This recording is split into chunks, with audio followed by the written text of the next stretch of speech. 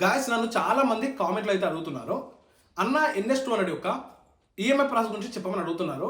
Guys ఈ వీడియోలో ముఖ్యంగా ఏంటంటే NS200 మినిమం డౌన్ పేమెంట్ ఎంత కడితే మనకు వెహికల్ అయితే డెలివరీ ఇవ్వడం జరుగుతుంది.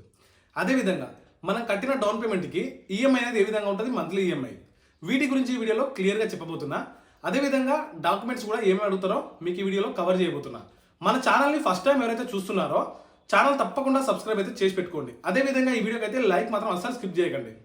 గాయస్ మీరు వీడియో అయితే స్కిప్ చేస్తూ చూడకండి. మీరు చూస్తే మాత్రం ఏం అర్థం కాదు. క్లియర్గా వీడియో తెలుసుకొని ఏమైనా డౌట్లు ఉంటే అప్పుడు కామెంట్లు అయితే అడగండి. ముందుగా మనం వెహికల్ యొక్క ప్రైస్ కనుక చూసినట్టయితే హైదరాబాద్ మనం ఆన్ రోడ్ ప్రైస్ చూసినట్టయితే 1,70,000 అయితే ఉంది హైదరాబాద్. ఒకవేళ మనం వెహికల్ తీసుకోవాలనుకుంటే మినిమం ఒక 60,000 డౌన్ పేమెంట్ కడితే మనకి ఈఎంఐ ప్రాసెస్ అయితే ఏ విధంగా ఉంటుందో చెప్తా చూడండి ఒకసారి.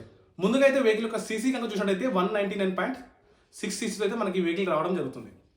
అదేవిధంగా ముఖ్యంగా మనం చూసినట్టయితే వెహికల్ యొక్క మైలేజ్ అయితే మనకు 32 వరకు అయితే క్లైమ్ చేయడం జరుగుతుంది.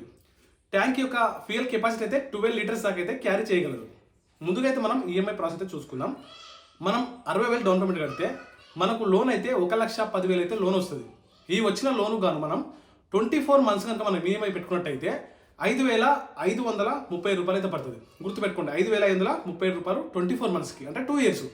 ఒకవేళ మనం ఇదే ఈఎంఐని 36 మంత్స్ అంటే 3 ఇయర్స్లో పెట్టుకోవచ్చు. 3 ఇయర్స్ కనుక మనం ఈఎంఐ పెట్టుకుంటే 4,000 ప్లస్ అయితే 4,010 రూపీస్ అయితే పడుతుంది. గుర్తుపెట్టుకోండి, ఇదేంటంటే మనకు 60,000 డౌన్ పేమెంట్ కడితే ఈ ఈఎంఐ ప్రాసెస్ ఉంటుంది. ఒకవేళ మీరు డౌన్ పేమెంట్ అయితే 70,000 కడితే ఈఎంఐ ప్రాసెస్ ఏ విధంగా ఉంటుందో చూద్దాం సార్. చూడండి, మీరు 70,000 డౌన్ పేమెంట్ కడితే మనకు లోన్ అయితే 1,00,000 రూపాయలు అయితే లోన్ వస్తుంది.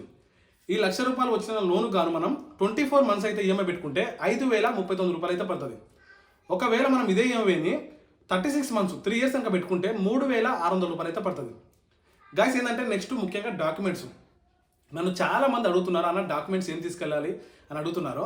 గాయస్ గుర్తుపెట్టుకోండి క్లియర్గా. ముందుగా అయితే ఎవరి పేరు మీద వెహికల్ తీసుకుంటారో వాళ్ళ యొక్క ఆధార్ కార్డు. ఇంకోటి ఏంటంటే ముఖ్యమైన పాయింట్, మీరు ఇంతకుముందు ఎవరి పేరు మీద వెహికల్ తీసుకుంటారో వాళ్ళ పేరు మీద ఇంకొక వెహికల్ అయితే ఉండదు. గుర్తుపెట్టుకోండి, అలా వెహికల్ ఉంటే ట్యాక్స్ అయితే పడుతుంది.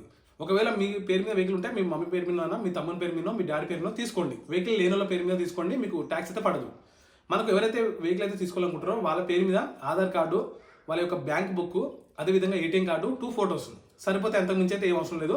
ఒకవేళ ఆధార్ కార్డు లేకపోతే మీరు ఓటర్ ఐడి, పాన్ కార్డు తీసుకుపోయినా కూడా సరిపోతుంది. గైస్ అయితే గుర్తుపెట్టుకోండి, ముఖ్యంగా ఇవైతే అవసరం. అది ఈఎంఐలో తీసుకుంటే మాత్రమే. నెట్